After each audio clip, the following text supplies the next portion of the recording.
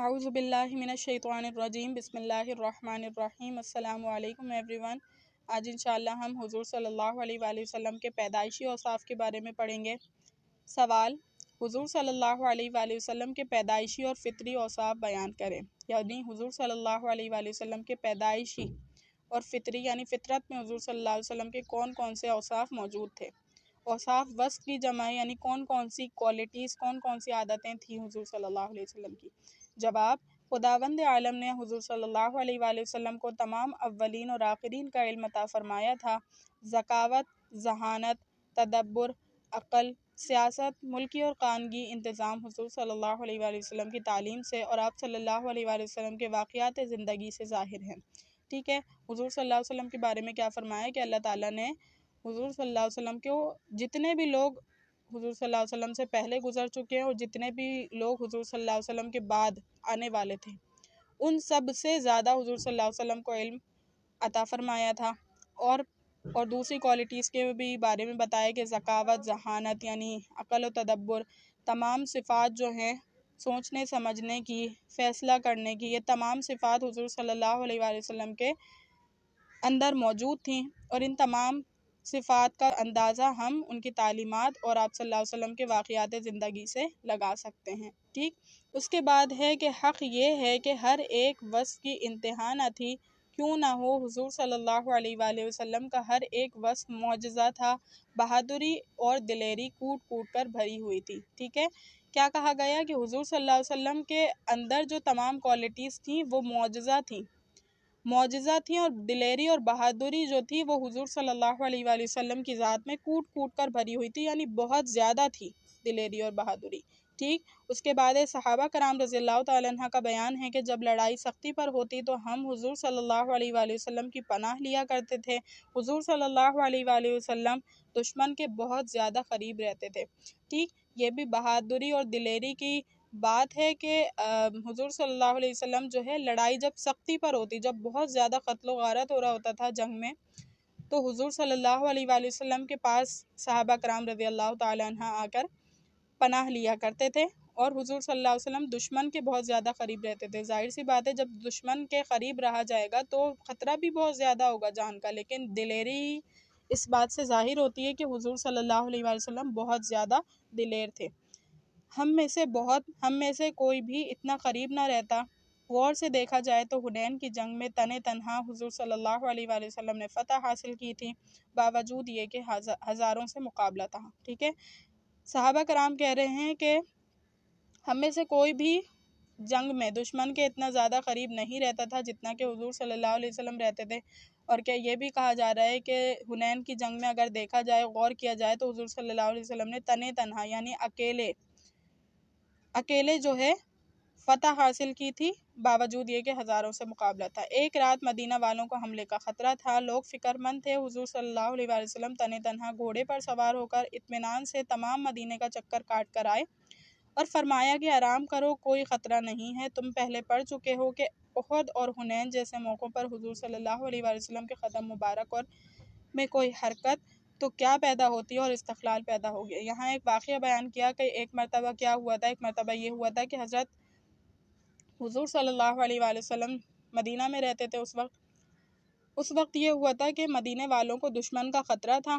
حضور صلی اللہ علیہ وسلم تنہا گھوڑے پر سوار ہو کر تمام مدینے کا چکر کاٹ کر آ گئے اور فرمایا کہ کوئی خطرہ نہیں ہے، آرام سے سو جاؤ، سکون سے سو جاؤ اور آرام کرو۔ ٹھیک ہے، اور ایک اور بات یہاں کہی گئی کہ احد اور حنین کے غزوات میں، جنگوں میں بتایا گیا ہے کہ حضور صلی اللہ علیہ وسلم کے قدموں میں کوئی حرکت تو کیا پیدا ہوتی، مزید استقلال پیدا ہو گیا، مزید مضبوطی آ گئی، مزید مستقل مزاجی حضور صلی اللہ علیہ وسلم کی ذات میں پیدا ہو گئی۔ اس کے بعد ہے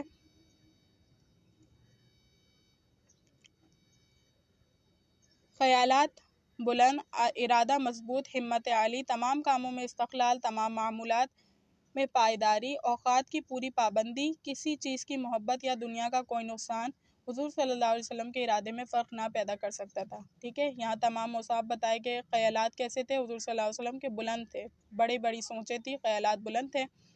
مضبوط ہمت عالی یعنی حضور صلی اللہ علیہ وسلم کی ہمت جو تھی، ارادہ جو تھا وہ مضبوط تھا۔ تمام کاموں میں استقلال یعنی مستقل مزاجی، ایسے نہیں تھا کہ حضور صلی اللہ علیہ وسلم کسی کام کو کر کے چھوڑ دیں۔ حضور صلی اللہ علیہ وسلم نے فرمایا ہے، احادیث میں ہمیں یہ ملتا ہے کہ حضور صلی اللہ علیہ وسلم نے فرمایا کہ اللہ کے نزدیک تمام کاموں میں وہ زیادہ محبوب ہے جو مستقل مزاجی سے کیا جائے، ٹھیک ہے؟ یہ نہیں کہ آپ جو ہے کسی کام کو شروع کریں اور آپ اس کو بیچ میں چھوڑ دیں، نہیں، ہمیشہ حضور صلی اللہ علیہ وسلم کا یہ طرز عمل رہا ہے کہ جب بھی کسی کام کو شروع کرتے تو اسے اختتام تک لے کر جاتے، ٹھیک ہے؟ تمام معمولات میں پائیداری، اس کے بعد ہے اوقات کی پوری پابندی، یعنی حضور صلی اللہ علیہ وسلم تمام معمولات میں جو ہے پائیداری رکھتے تھے، پائیداری سے کام کیا کرتے تھے، اور اوقات کی پوری پابندی کیا کرتے تھے، یعنی حضور صلی اللہ علیہ وسلم وقت کی بہت قدر کیا کرتے تھے۔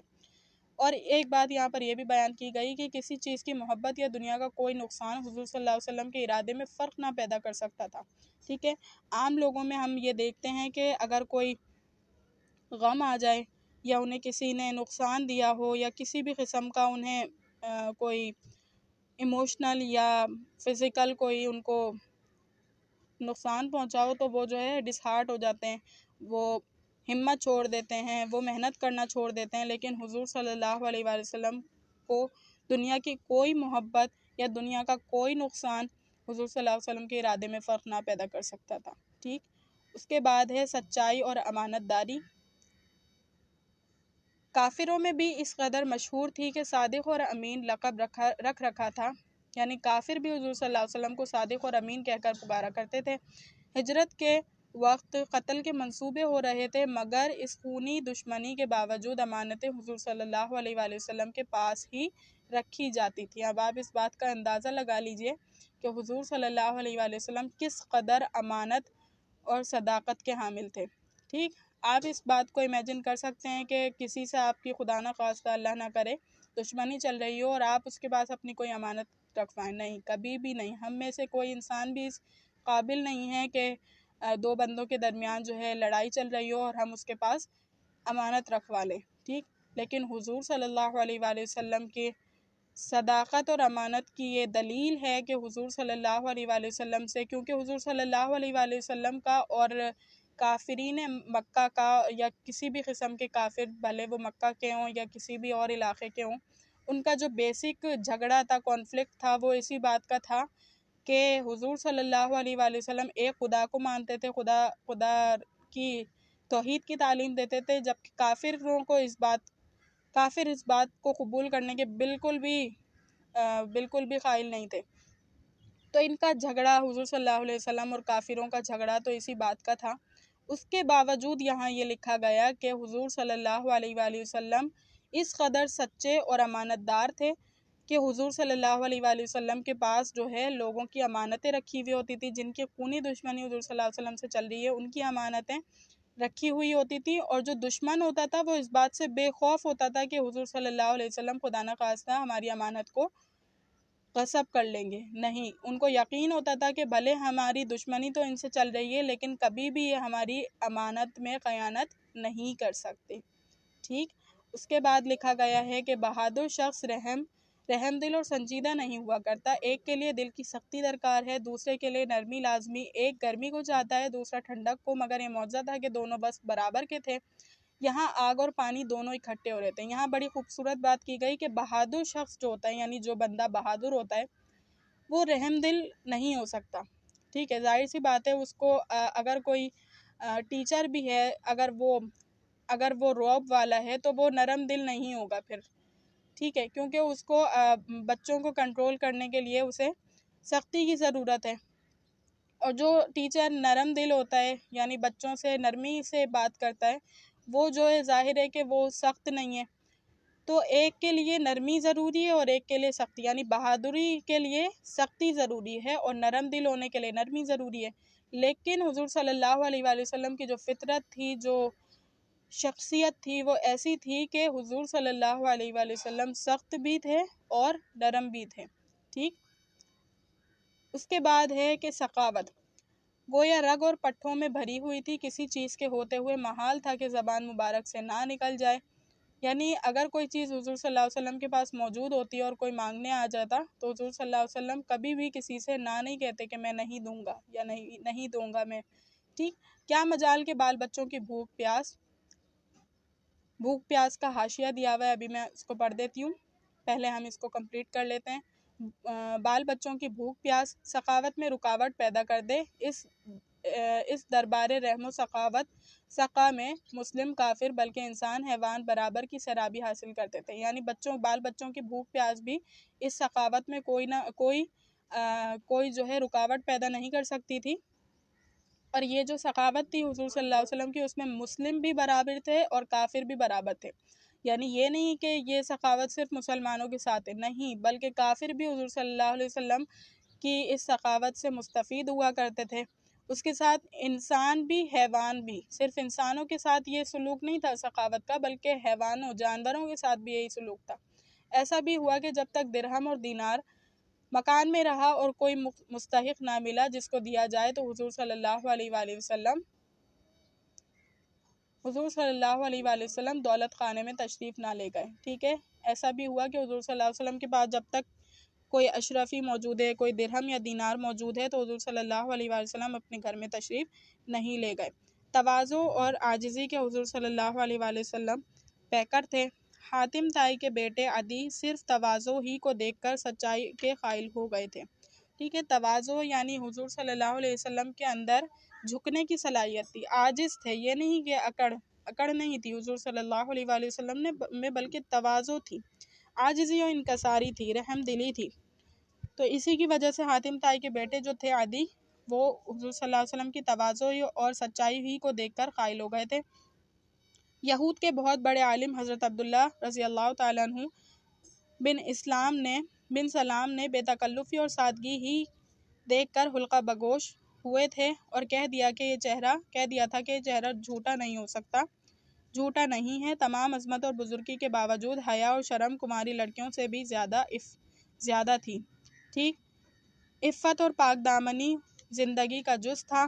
یاد ہوگا کہ لڑک پن میں جب ایک مرتبہ سطر کھل گیا تھا تو حضور صلی اللہ علیہ وسلم بے ہوش ہو گئے تھے، ٹھیک ہے۔ یہاں پر ایک واقعہ ذکر کیا گیا کہ حضور صلی اللہ علیہ وسلم حضرت عبداللہ رضی اللہ تعالیٰ عنہ، حضرت عبداللہ بن سلام رضی اللہ تعالیٰ عنہ جو تھے، وہ بے تکلف، یہ بہت بڑے عالم تھے یہود کے، یہ بے تکلفی اور سادگی ہی کی وجہ سے حلقہ بگوش یعنی فرما بردار ہو گئے تھے، حضور صلی اللہ علیہ وسلم کے فرما بردار ہو گئے تھے۔ حلقہ بگوش کہتے ہیں فرما برداری کرنا، ٹھیک ہے، غلام بن جانا کسی کا۔ وہ اپنی مرضی سے حضور صلی اللہ علیہ وسلم کے غلام بن گئے تھے، یعنی انہوں نے حلقہ بگوشی اختیار کر لی تھی حضور صلی اللہ علیہ وسلم کی، اور کہہ دیا تھا کہ یہ چہرہ جھوٹا نہیں ہو سکتا، ٹھیک۔ اور تمام عظمت اور بزرگی کے باوجود حضور صلی اللہ علیہ وسلم کی جو عفت تھی، یعنی بہت شرم و حیا تھی، وہ کنواری لڑکیوں سے بھی زیادہ تھی۔ یعنی جس طرح کنواری لڑکیاں شرمایا کرتی ہیں، حیا کی پیکر ہوا کرتی ہیں، اس سے بھی زیادہ حضور صلی اللہ علیہ وسلم حیادار تھے، ٹھیک ہے۔ اور عفت اور پاک دامنی حضور صلی اللہ علیہ وسلم کی زندگی کا جز تھا۔ یاد ہوگا کہ ایک مرتبہ لڑک پن میں کیا ہوا تھا کہ حضور صلی اللہ علیہ وسلم کا سطر مبارک کھل گیا تھا، تو حضور صلی اللہ علیہ وسلم اس کے غم میں بے ہوش ہو گئے تھے۔ اب میں حاشیہ پڑھ دیتی ہوں، اس کے بعد ہمارا یہ حصہ جو ہے انشاءاللہ تعالی کمپلیٹ ہو جائے گا۔ اچھا، حاشیے میں دیا ہوا ہے، یہ حاشیہ کس کا تھا؟ یہ حاشیہ یہ تھا کہ بال بچوں کی وہ بھی حضور صلی اللہ علیہ وسلم کی سخاوت میں رکاوٹ پیدا نہ کر سکتی تھی۔ حاشیہ یہ تھا کہ بال بچوں کی بھوک پیاس سخاوت میں رکاوٹ پیدا نہ کر سکتی تھی، ٹھیک ہے۔ تو اس کا حاشیہ پڑھ لیتی ہوں میں۔ حضور صلی اللہ علیہ وسلم کی صاحبزادی حضرت فاطمہ رضی اللہ تعالیٰ عنہ چکی خود پیستی تھیں، پانی خود پلاتی، جھاڑو خود دیتی تھیں، ہاتھوں میں چکی سے گٹے پڑ گئے، مبارک اور نازک مونڈے مشکیزے سے چھل گئے، ٹھیک ہے۔ یہ حضور صلی اللہ علیہ وسلم کی صاحبزادی حضرت فاطمہ رضی اللہ تعالیٰ عنہ کی بات ہو رہی ہے کہ حضرت فاطمہ رضی اللہ تعالیٰ عنہ جو تھیں وہ خود محنت کیا کرتی تھی، چکی پیسا کرتی تھی، پانی خود لاتی تھیں اور جھاڑو وغیرہ خود دیتی تھیں، ٹھیک ہے۔ مشکیزیں اٹھانے کی وجہ سے حضور صلی اللہ علیہ وسلم کی صاحبزادی کے جو مونڈے تھے، یعنی جو بازو کا حصہ تھا، وہ چھل گئے تھے۔ اس کی جو مہار ہوتی ہے وہ پکڑنی پڑتی ہے، کیونکہ اس سے مشکیزے سے حضرت فاطمہ رضی اللہ تعالیٰ عنہ کے جو مونڈے تھے وہ چھل گئے تھے۔ نورانی لباس گرد سے بھر گیا تھا، نورانی لباس جو حضرت فاطمہ الزہرا رضی اللہ تعالیٰ عنہ کا تھا وہ گرد سے بھر گیا تھا۔ غلام کی درخواست کی، فرمایا فلاں شہید کے یتیم بچوں سے اس مرتبہ وعدہ کر چکا ہوں، اس دفعہ تو وہ پورا ہوگا، آئندہ تمہیں دے دوں گا، مگر بہترین غلام وہ ہے جو آخرت میں خدمت کرے تم ہر نماز کے بعد سبحان اللہ، الحمدللہ، اللہ اکبر 33 بار پڑھ لیا کرو۔ یہ آخرت کے خادم ہیں۔ اس قسم کے واقعات بہت سے ہیں۔ مثال کے طور پر ایک کا ذکر کیا۔ اچھا، حضرت فاطمہ الزہرا رضی اللہ تعالیٰ عنہ کا یہ واقعہ میں بیان کر رہی تھی کہ حضرت فاطمہ الزہرا رضی اللہ تعالیٰ عنہ کیونکہ بہت محنت کیا کرتی تھی، گھر میں چکی پیسا کرتی تھی، پانی بھر کر لے کر آیا کرتی تھی، اور مشکیزیں اٹھانے کی وجہ سے ان کے جو مونڈے تھے وہ چھل گئے تھے۔ تو انہوں نے حضور صلی اللہ علیہ وآلہ وسلم کی خدمت میں آ کر یہ کہا کہ بابا جان، مجھے غلام کی ضرورت ہے، مجھے غلام کی ضرورت ہے تاکہ وہ مجھے میری کوئی خدمت کر دے، میرا کام آسان کر دے، میرے ساتھ مل کر کوئی کام کر لے۔ تو حضور صلی اللہ علیہ وسلم نے فرمایا کہ میں نے فلاں یتیم کے بچوں سے اس بار کا وعدہ کر لیا ہے، یعنی میں اس بار کا انہیں دوں گا، یعنی میں تمہیں نہیں دے سکتا، یہ کہا۔ تو اس کے بعد حضور صلی اللہ علیہ وسلم نے فرمایا کہ میں تمہیں 3 کلمات بتاتا ہوں، سبحان اللہ، الحمدللہ، اللہ اکبر، انہیں تم 33 مرتبہ پڑھا کرو۔ یہ جو ہے ان سے کیا ملے گا؟ ان سے آخرت کے غلام ملیں گے۔ اور آپ کو اس سے بھی ہمیں یہ سبق ملتا ہے کہ یہ دنیا فانی ہے، اور ہمیں آخرت میں کیونکہ اللہ رب العالمین کے سامنے پیشی دینی ہے، اور اسی لیے ہمیں جو ہے آخرت کی زیادہ فکر کرنی چاہیے، آخرت کے لیے اپنا عمل کرنا چاہیے تاکہ ہمیں اللہ تعالیٰ اچھے مقام سے نوازیں۔ الحمدللہ یہ بھی حصہ مکمل ہوا۔ انشاءاللہ تعالیٰ اب ہم آگے سے پڑھیں گے اگلا چیپٹر جو ہوگا، اگلا جو لیسن ہوگا۔ السلام علیکم۔